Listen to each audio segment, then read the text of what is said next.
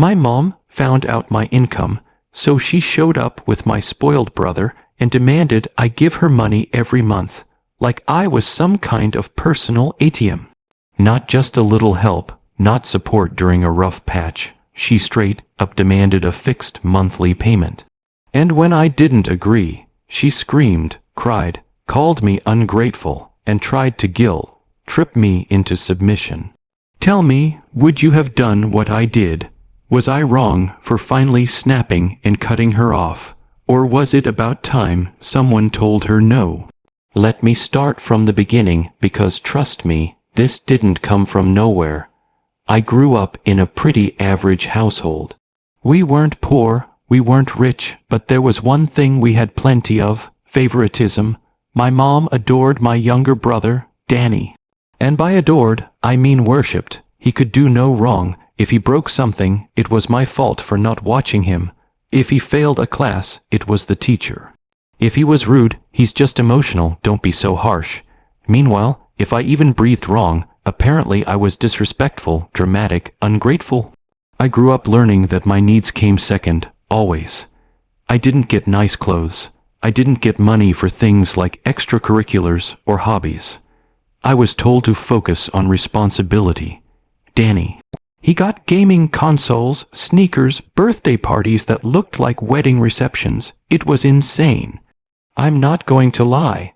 I thought maybe once we were adults things would change. Spoiler alert, they didn't. Fast forward. I worked my butt off to get into university on scholarships. No help from home, not even emotional support. Meanwhile, my mother practically filled out Danny's applications for him, paid for private tutoring, and threw money at him for motivation. Guess who dropped out after one semester? Yup, Danny. And guess who Mom reassured him? College isn't for everyone, sweetie. You'll figure something out. What did he figure out? Sitting home, playing video games, and calling himself an entrepreneur, while selling used sneakers on Instagram. I don't want to sound cruel, but there's lazy, and then there's whatever level Danny has unlocked. Mom still covered his phone bill, gas, clothes, even gave him spending cash. Meanwhile, I graduated, got a solid job, and moved out. I worked hard, saved, and built my life from scratch. Everything was good for a few years.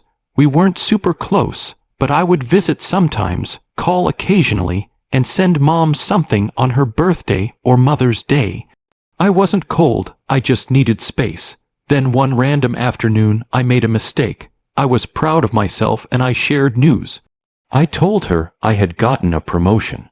I didn't say the number, but I mentioned the raise was good. Next day, my aunt calls me, then my cousin, then my mom again. Turns out she called everyone and bragged about how her successful child was making bank. I don't know who she interrogated, stalked, or guilted, but somehow she got a ballpark number of my earnings. That's when everything shifted. A week later, doorbell rings. I open it, and there they are. My mom and Danny, standing like they were the IRS and I owed taxes. Danny is smirking, Mom holding a notebook like she's doing an audit. Before I could even say hi, she walks inside and sits down like she owns the place. We need to talk, she says. Danny plops on my couch like the king of freeloaders. My mom clears her throat and says the line that changed everything. Since you are doing so well now, it's time you start helping the family. You will give me $3,000 every month. I laughed. I literally thought she was joking, but she kept staring at me, dead serious, like this was normal. Danny looked like he had already written down what gaming PC he was going to buy with my money. I said, "Why would I give you $3,000 a month?" She didn't even blink. "Because we took care of you your whole life. It's time to pay back. Your brother hasn't found himself yet, and as the responsible one, you need to support us," she said, responsible one. With pride, as if I should feel honored, she picked me to sponsor their lives. I told her I wouldn't be doing that. That's when she flipped. She started yelling about disrespect, about how children are supposed to take care of parents, about how Danny needed time to figure life out. She called me selfish, cold, ungrateful. Danny joined in, saying I owed family, and that not everyone has opportunities handed to them. I almost choked. Opportunities? Danny had been handed everything and still did nothing. I said that, out loud. Things escalated. She stood up, got in my face, and told me I was a horrible son, that money had changed me, that she regretted sacrificing her life for me. I stayed calm at first, but something inside me snapped. I thought about every time I was ignored, every birthday overshadowed by Danny's wants, every moment I was told to be mature while he got babied. I finally said, I don't owe you for raising me. You chose to be a parent, and I am not supporting a grown man who refuses to work. She gasped like I slapped her. Then she tried the classic guilt routine, tears and trembling voice. What if I can't pay my bills? What if we suffer because of you? I reminded her she still had a job, and Danny was literally capable of working. She shook her head. She said, I am your mother. That alone means you give me what I ask. I told her that time was over. She left screaming that she never wanted to see me again, and Danny called me a money-obsessed snake. So that's the situation I was in, and I had to make a choice. Before I tell you what happened next, I want you to pause and comment below what you would have done in my shoes. If your mom and spoiled sibling demanded thousands from you every month just because you worked hard, would you give in, or would you stand your ground? Okay, so here's what happened. I didn't reach out. I didn't chase after them. I decided I was done being the emotional punching bag and financial backup plan. A few days later, my phone exploded with texts from relatives. Mom had spun a story that I abandoned her, that I refused to help my struggling family, and that I was rolling in wealth while they starved. Except I knew she was lying. So I called one of my aunts I trusted and shared the truth. Turns out my mom had also been bragging for years about how she didn't need help because she had Danny, the successful entrepreneur, and how I was the cold one who never visited. Suddenly her lie flipped when she thought I had money. That aunt told the family the truth. The narrative shifted fast.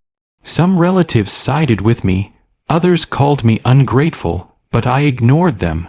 Adults don't extort their children. End of story. A week later, Mom showed up again, alone this time. She looked defeated. She didn't yell. She begged. She said she had bills, she had stress, she needed help, and honestly, part of me felt for her. I told her calmly that if she needed temporary help, I'd consider it. But it came with conditions. Danny got a job, she stopped lying about me, and she respected boundaries. For a moment she nodded, then her face hardened. She said I had changed, and that parents shouldn't have to earn support. Then she demanded the same $3,000 a month again. No discussion, no compromise. I told her to leave. She tried to guilt trip again, crying about family breaking apart, blaming me for ruining everything. But this time I didn't budge. I closed the door. 2 months later I got news. Danny finally had to get a job. My mother had to tighten her spending. They didn't starve. They just stopped living entitled. And guess what? Suddenly, I'm not a monster anymore. Apparently now she occasionally messages me saying she misses her son. But there's always a hint. She's waiting to ask again. I respond politely, but I don't visit, and I don't offer money. Maybe one day we'll actually rebuild something real. But not while entitlement is still in the room. If there's one thing I learned from this, it's that family loyalty does not mean sacrificing your own peace and success to support grown adults who refuse to support themselves. Love should never be used as leverage, and success shouldn't make you someone's financial prisoner. So, final question, was I wrong for cutting them off? Or was this the only way to finally break the cycle? Like this video if you were on my side. Subscribe for more stories like this. And share your final thoughts in the comments. Do you think I handled it right? Or would you have done something different? Thanks for listening, and I'll see you all in the next story.